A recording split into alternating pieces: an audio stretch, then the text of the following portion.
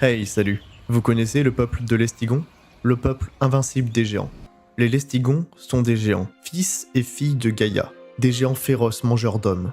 Ulysse les croisa dans son Odyssée, lors de son retour après la guerre de Troie. Il creva l'œil de Polyphème, le géant fils de Poséidon.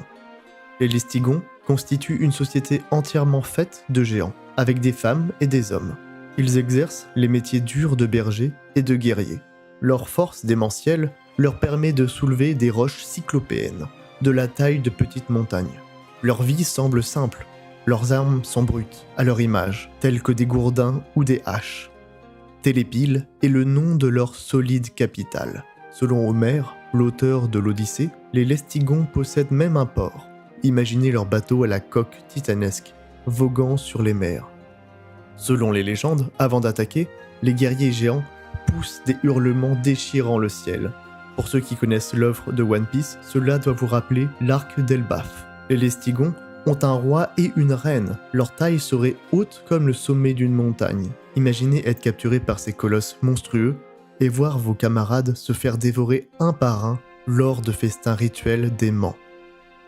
Cette légende vous paraît peut-être assez commune, dites-vous que vous faites face à la première histoire de géants du monde. Ces légendes ont réussi à arriver jusqu'à vos oreilles, grâce aux récits et aux conteurs d'histoires comme moi. Maintenant, vous faites partie de ces gardiens de cette histoire. À vous de la raconter.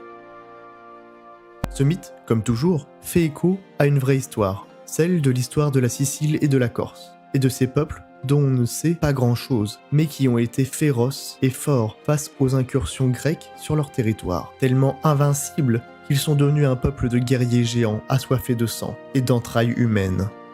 Télépile a bien existé en Sicile. Le peuple tyrrhénien a existé, possédant des terres riches en plomb, en argent et en cuivre, des terres qui suscitent l'intérêt des Grecs. Je vous invite à regarder des images des villes taléiotiques et de rêver de ces peuples d'antan, avec leurs mystérieux nurags, des sortes de tours. Et c'est pour ça qu'on appelait ce peuple les grands bâtisseurs de tours.